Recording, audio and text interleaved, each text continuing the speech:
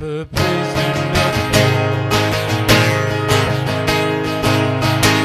Our shame was a ransom we faithfully bore.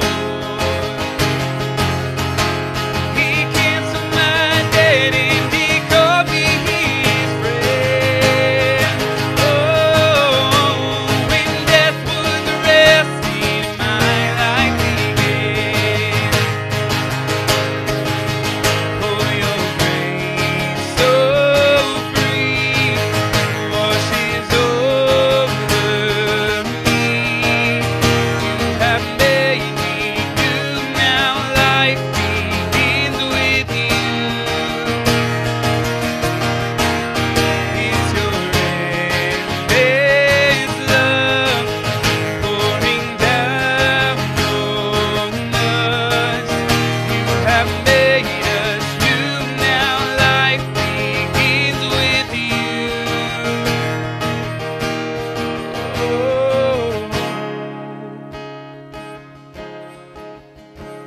Our Savior displayed on a criminal's cross,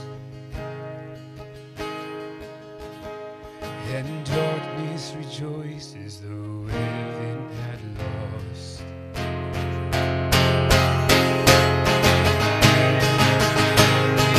Freedom in that's when death was arrested, my life began. That's when death was arrested, my life began. Oh, your grace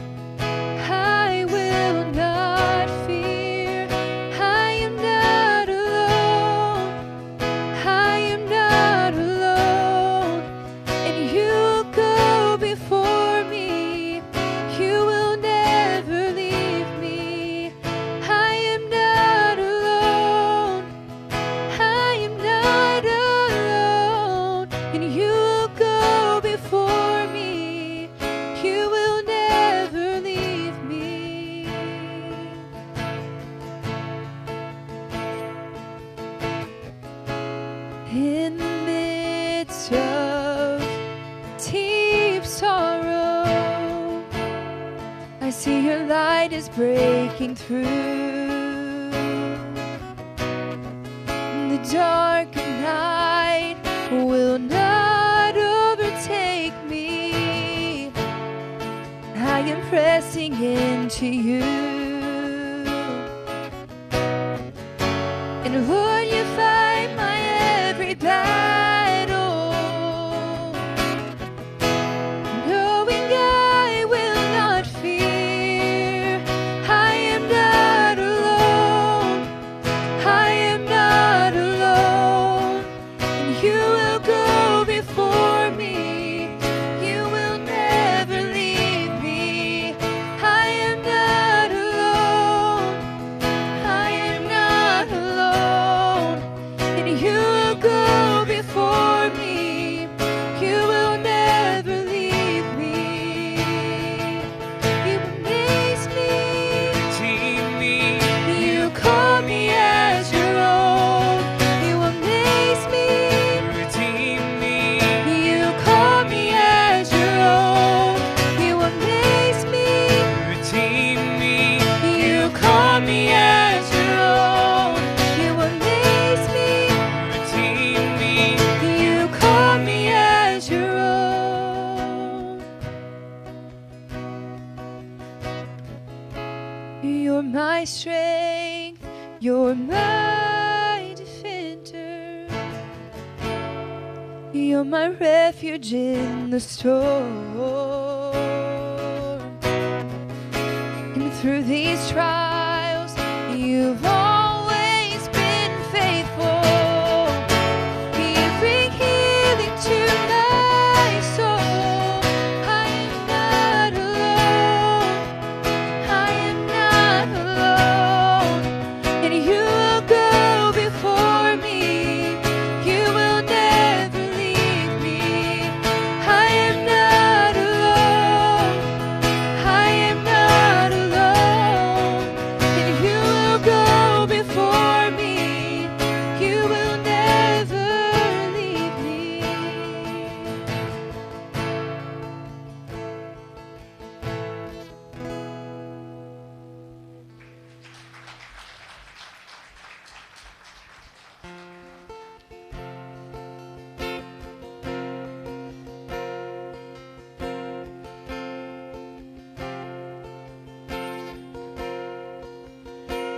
There is a song, I know it well, a melody that's never failed. On mountains high, in valleys low, my soul will rest, my confidence in you alone. Hope has a name, his name is Jesus, my Savior's cross has set the sinner free. Hope has a name, his name is Jesus. Oh, Christ be praised, I have victory.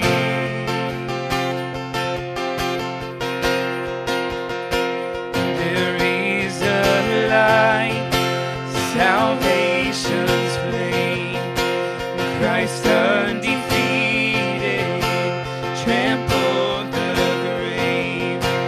See now the cross be lifted high. The light has come, the light has won. Behold the cry. Hope has a name, his name is Jesus.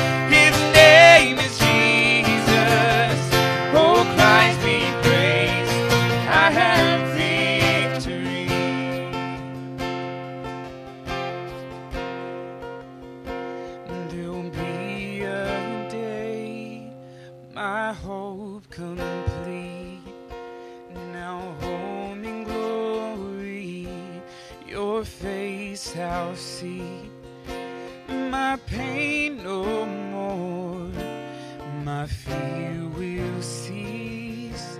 I bow my life, I fix my eyes on Christ, my King. I bow my life, I fix my eyes on Christ, my King. No has a name, his name is Jesus, my Savior's cross has set the sinner free. Hope has a name, his name is Jesus. Oh, Christ be praised, I have victory. Hope has a name, his name is Jesus. My Savior's cross has set the sinner free. Hope has a name, his name is Jesus.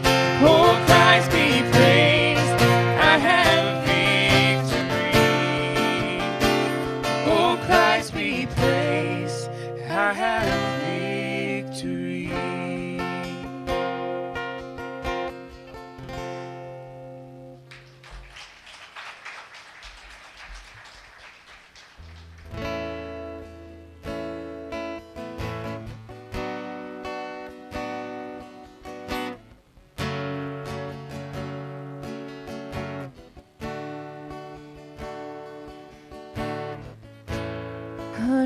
Unreserved, unrestrained, your love is wild.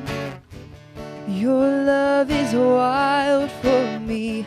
It isn't shy, it's unashamed.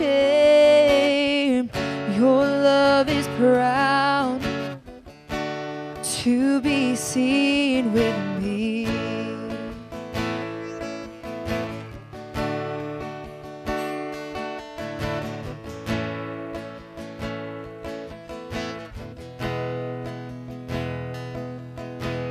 You don't give your heart in pieces,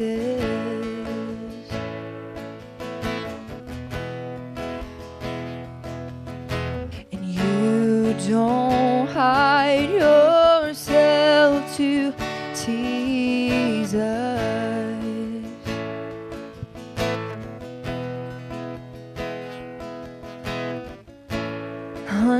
Uncontrolled, uncontained, your love is a fire and burning bright for me. It's not just a spark, it's not just a flame. Your love is light, and all the world will see. And all the world will see.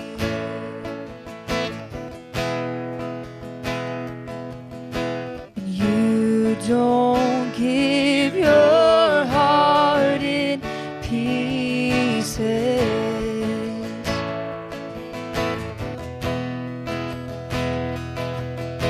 and you don't hide yourself to tease us.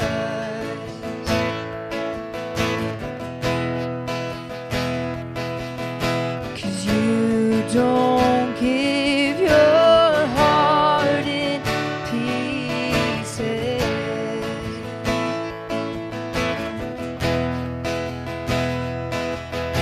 and you don't hide yourself to tease us.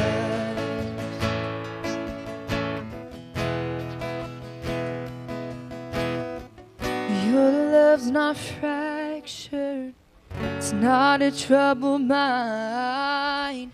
It isn't anxious, it's not the restless kind. Your love's not passive, it's never disengaged. It's always present. It hangs on every word we say. Love keeps its promises.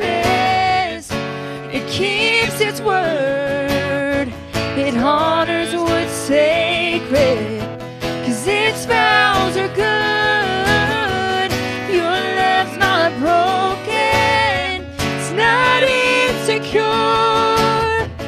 Your love's not selfish. Your love is pure. You don't give your heart in pieces.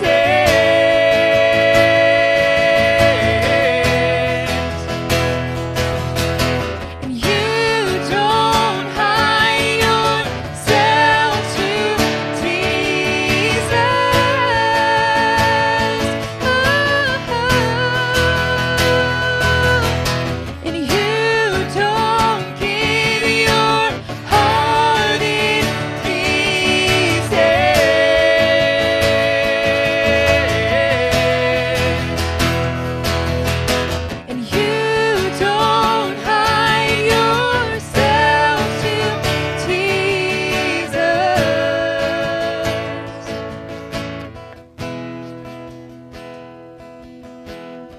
you don't give your heart in pieces.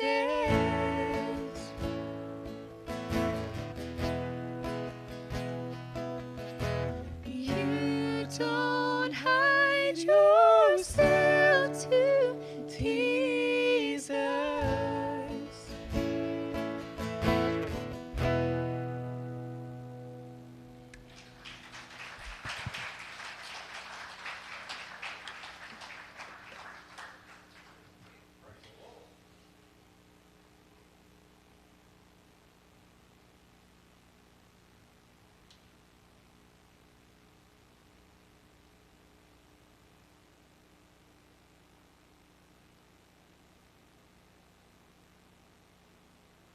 You don't hide yourself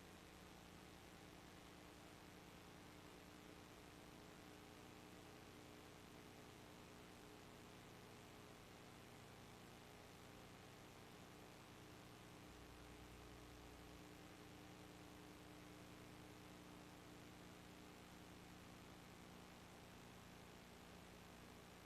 Good morning. It's almost afternoon, but we appreciate all of the work that's been done.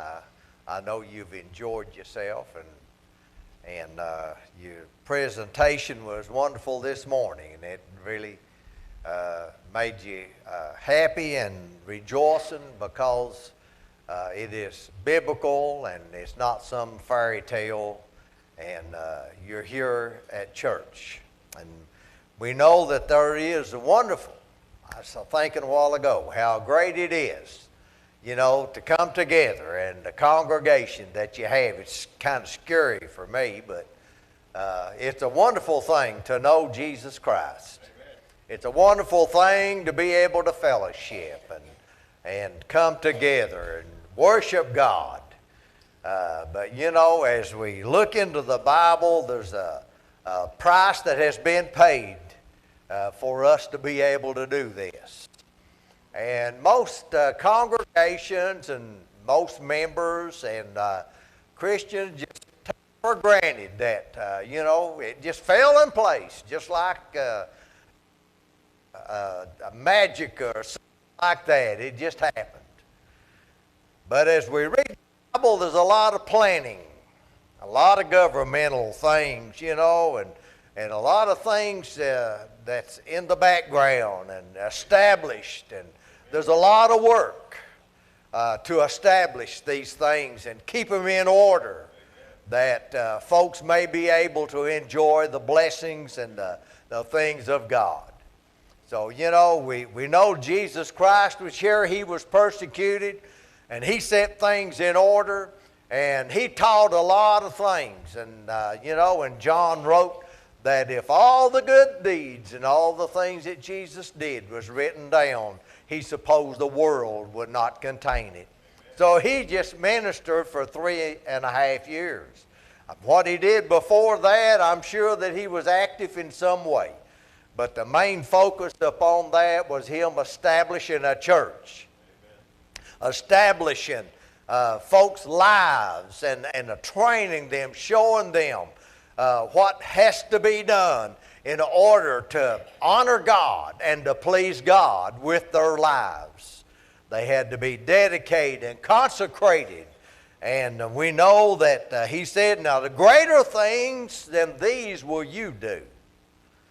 Now, look at the greater things and that Jesus said that the apostles was going to do.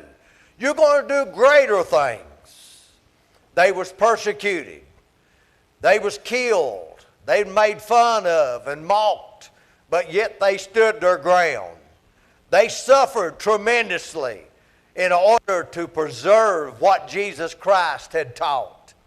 And they had to teach the people. They had to tell them not only about Jesus and to be born again, to be saved, but they must be established and keep on keeping on.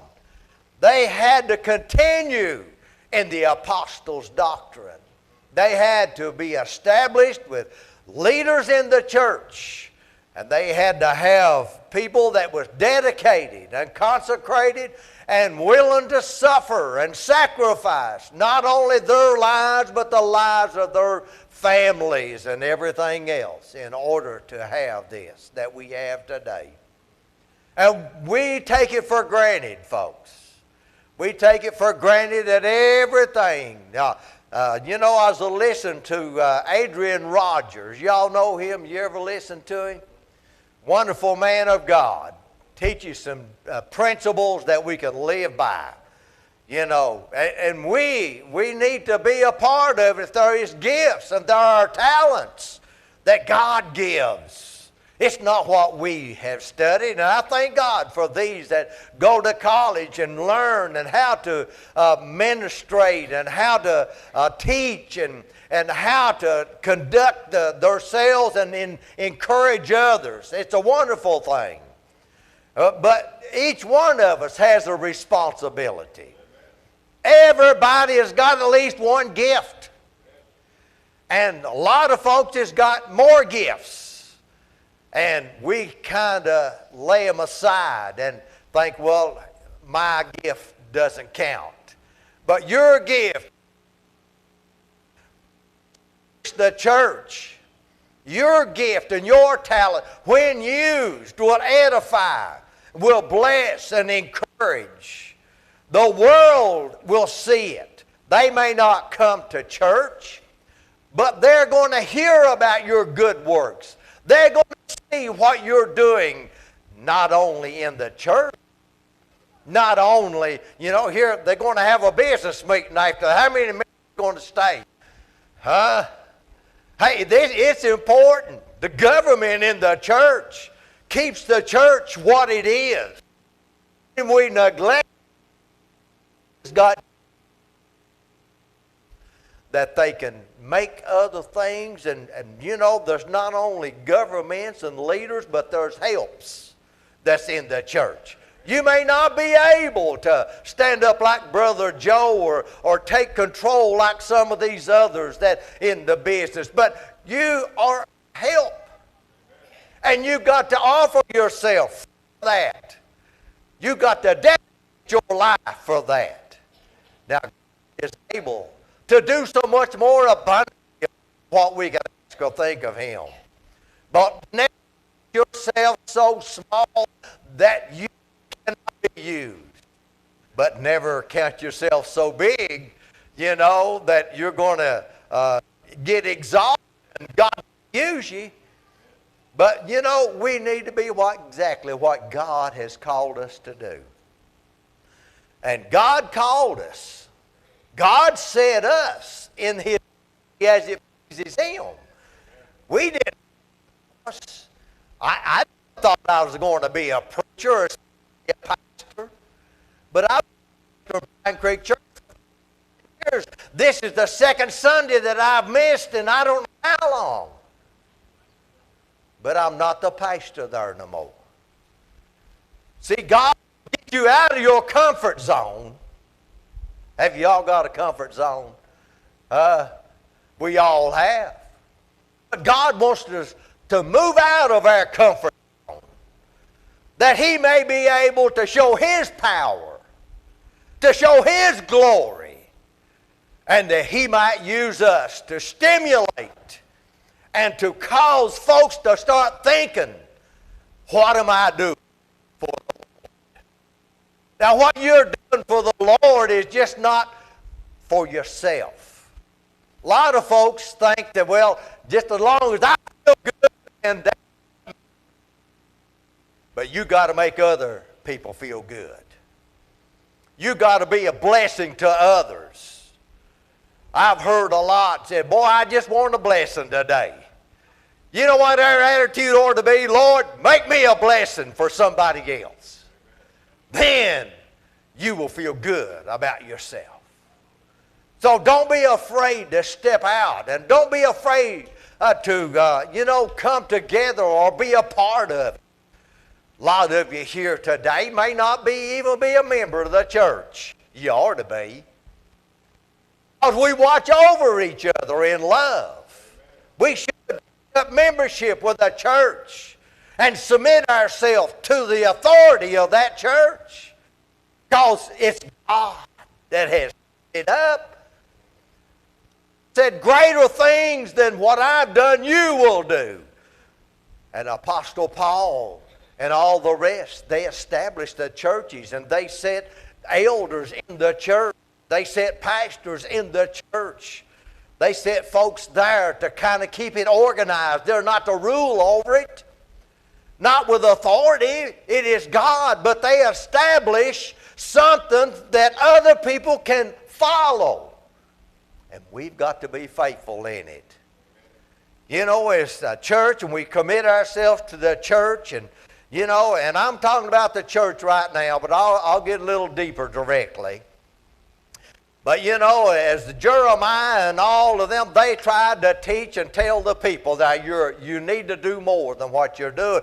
You don't need to be doing some things that you're doing. Because God has set up a standard for His church. He set up a standard for Israel to live by. And they could die by it. And they could set an example. They taught their children and the enemies and their neighbors all around. They would recognize that what God is doing in their midst. They was afraid of them. They respected them. I don't know whether they honored them. They would like to see them destroyed like they want the church destroyed today, but they're afraid of it. Now, people might think, well, they ain't afraid of the church. Oh, why in the world are they trying to destroy it? All over the world. Because God is getting glory. Just like the Pharisees and the Sadducees, they want Jesus to die. They wanted Him out of their because it was a taking recognition away from them. But we need to honor God. I want to turn 12th chapter of 2 Corinthians just for a minute. As Jeremiah was talking and trying to get the people straight, and God was talking to them, and He said, ask for the old path. Now there's the old path to be established in, and we need to look at the past, and that we establish in the present the things that God anointed, the things that God praised glory from, the old path, and as we look at it, where is the good? One good way. We know Jesus Christ, and being born again, a child of God, that is the good way. And we need to be established in that. And we can't do that without governments. But now, us look at chapter 12. The Lord just gave me this a while ago. So, if I mess up, then, God knows what He's doing. in the first verse, it is not expedient for me, doubtless, to glory. I will come to vision and revelations of the Lord. He said, I will come. He knew what was a-coming. You know, this is why. He said, I knew a man in... Have I got this thing on? Oh. I knew a man in 18 years ago, whether the body or whether the body, God knoweth. Such heaven. Hey, there's a heaven up there, ain't there? There is a heaven. I knew that. And I knew such. I cannot. I'm caught up into and heard unspeakable words, which of such an one was or not glory, but in mine infirmity. For though I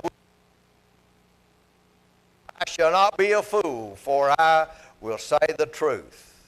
But now I forbear, lest any man should think of me above that which he seeth me to be, or that he heareth of me, and lest I should be exalted above measure. Through the abundance of the revelations, there was given to me a thorn in the flesh, the messenger of Satan, to buffet me, lest I should be exalted above measure. For this one thing I besought the Lord thrice, that it might depart from me. And he said unto me, my grace is sufficient for thee, for my strength is made perfect in weakness. Most gladly, therefore, will I rather glory in my infirmities, that the power of Christ may rest upon me. You know, we have some folks, they don't want to really step out.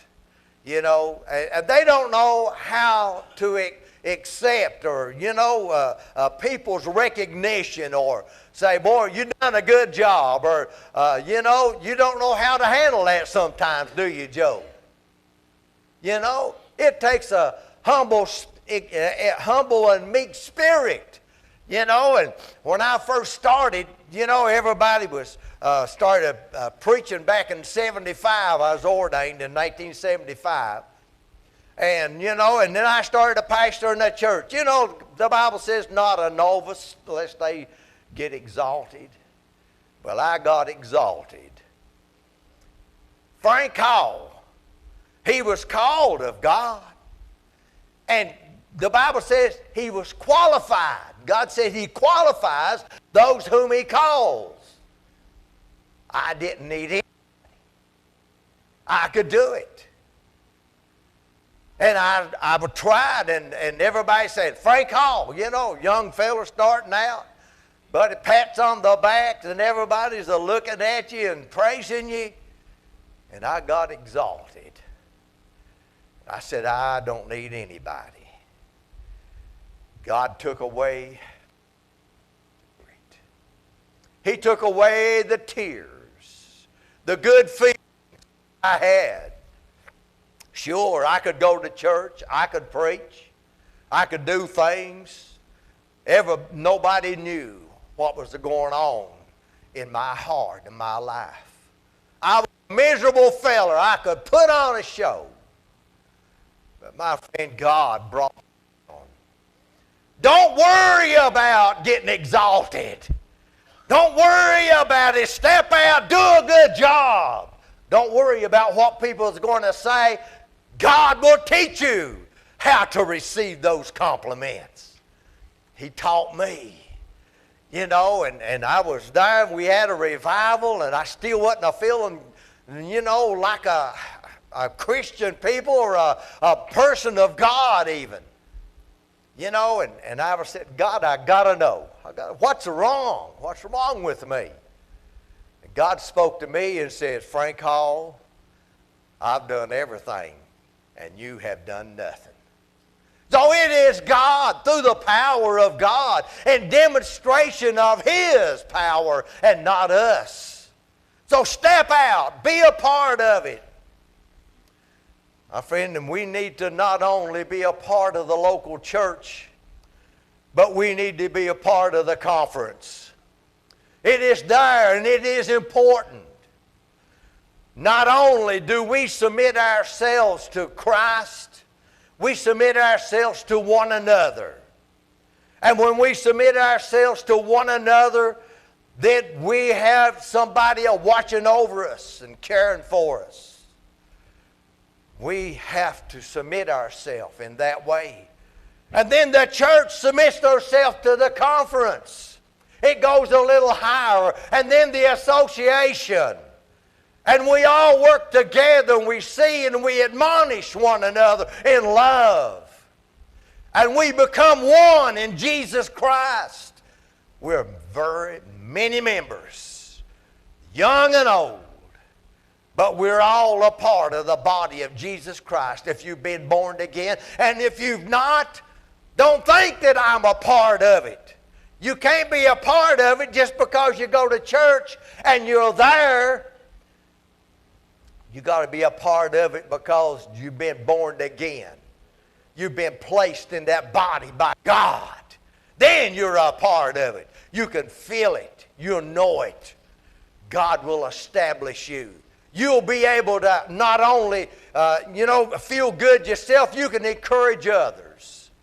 So, but you got to have God to do that. But Apostle Paul, he was caught up into paradise. And he heard things and words that he wasn't able to speak and to tell. There's something about that personal relationship with Jesus Christ. There's something about that communication that you have with Jesus Christ. The power of God. He reveals things. As in Corinthians it tells us, it does not yet appear what we shall be, but we know when we see Him, we're going to be like Him, for we're going to see Him as He is. Well, Apostle Paul seen things. And he had established him, and he was able to stand with confidence, knowing that there's a better place to go to. He had experienced part of it. We don't know how much or what, but we know that he was, and we know that we can be there too. But it's up to us. Folks, be a part of it. Be a part of Sunday school. It's a very important part of your learning and you growing. Brother Donald Potter, he was our Sunday school superintendent, and he said, now, when he prayed, he'd say, now, Lord, you bless our pastor, that he may preach the word, that we may learn and grow. Learn. Open your ears. Be a part of it. We can all have our part. And then we might step back and see somebody else that is lifted up and acknowledged. And we've been a part of that. We may have not have been mentioned in the whole thing, but we was a part of it. And we feel a part of it. We're all one body. When one member is honored, we all are honored. Hallelujah. So be a part of it. Get in there and work. Be in Sunday school, and God may want you to teach. Don't worry about it. God qualifies you to teach. We can grow. But we got to do it together. And we got to be supportive of the church, the conference, the association. When they ask for delegates, if you've never been a delegate, say, I volunteer this time. I'm going to go. How many volunteers do you get? Sometimes we do. Same ones over and over and over. But be a part of it. Just say, I will go. I was supposed to be in Indiana yesterday. Joe tied me up today and I couldn't go. I was going to go up there. I never met myself up there, but I did to him for being here today. There'll be another time. But say, well, I can't. My schedule just don't work out. Well, listen, we've got the conference the same time every quarter. The Friday and Saturday before the fourth Sunday. I know that to confuse you. But you can, if you just think about it, you can work that out. But they tell you when it is. So don't plan nothing on that time. You take vacations, you plan for a lot of things. So you plan ahead for the conference, for the association. Now I tell you, you know what? God sent me out to do just that. To promote. Promote our churches. Promote our conference. Promote our association. Because it's a failing, folks. It's a failing. It breaks your heart. I'm like Jeremiah. Weep and cry. As for the old path. Some excitement about organizing and something about business that is something is good and wonderful. Fervent or faithful in business and fervent in spirit. It's a part of it, folks. Get involved in it. Don't be afraid of it. God will bless you. God will bless your church. You'll grow. More people's there, but I don't know what's going on with that old business. Sometimes they get in arguments and, discussions that, that's good. That's a challenge. You may not fully understand what's going on, but it's a challenge. How we meet those challenges and face those oppositions and, and voice our opinion. The majority rules, and we go by that. So don't be frustrated when it don't go your way. No matter in life, in families. You don't separate families just because some of them do. They even kill one another. That's the kind of society we have. But that ain't the way it's supposed to be. So don't worry about conflicts and stuff. They say, well, we don't want no conflict in our conflict. We need it. We need the challenge of how we're going to deal with it. And in the churches and in families, and see how much love that we really have for that. We can overcome.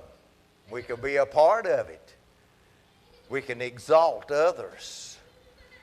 We can lift them up and pray for them. You don't know what's going on until you get involved in something.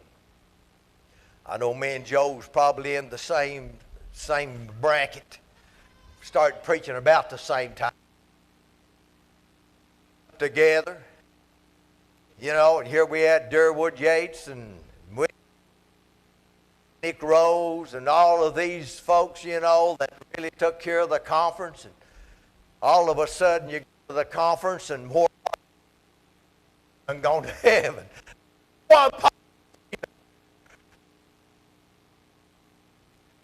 You know what? And I know Joe experienced it. What are we going to do next, Joe? Huh?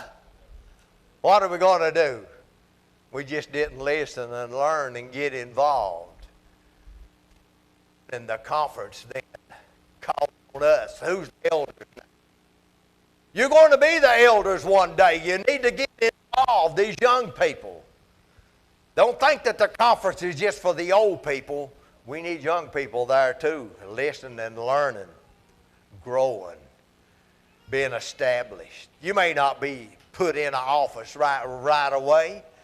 You may not be able to do the things that somebody else or even what you want to do. But you will sooner or later if that's what God's called you for.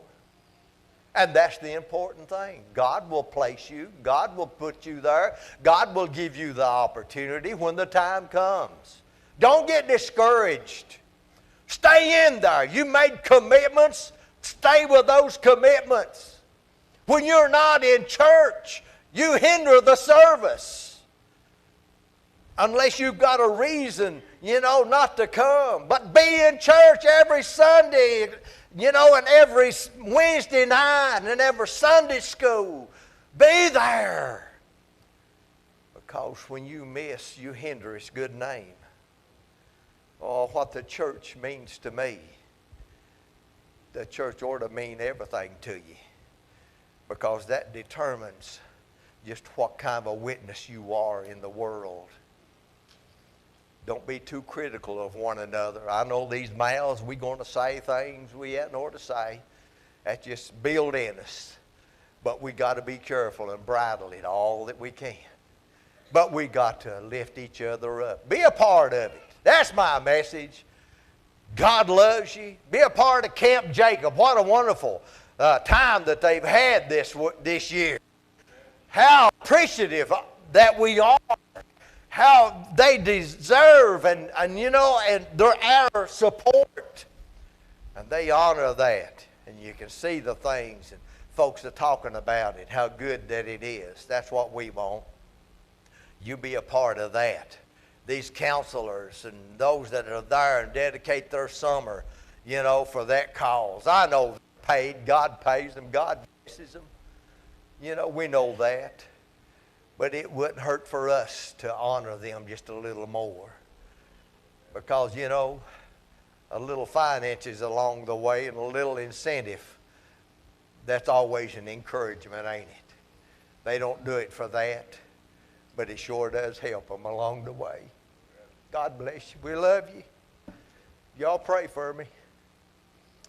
I got this message to deliver to a lot of churches and conferences, because we're straying away from that old path.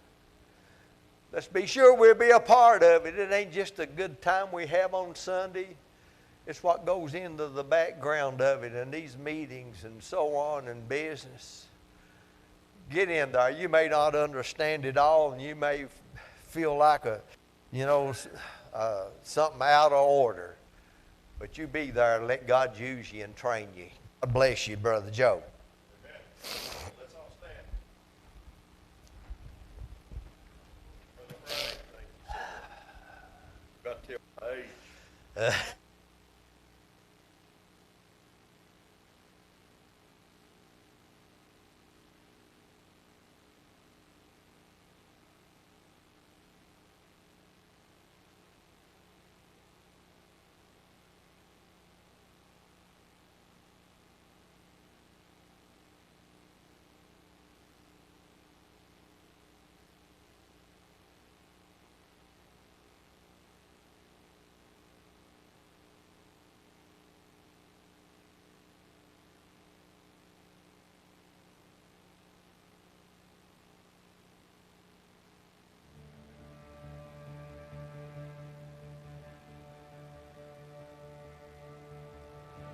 You were the Word at the beginning, one with God the Lord Most High.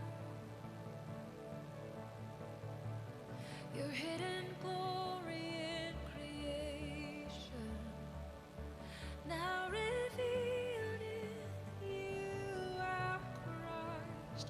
What a beautiful name it is. What a beautiful name it is. The name of Jesus Christ, my King. What a beautiful name it is. Nothing compares to this. What a beautiful name it is. The name of Jesus. You didn't want heaven without us. So Jesus, you brought heaven down. My sin was great, you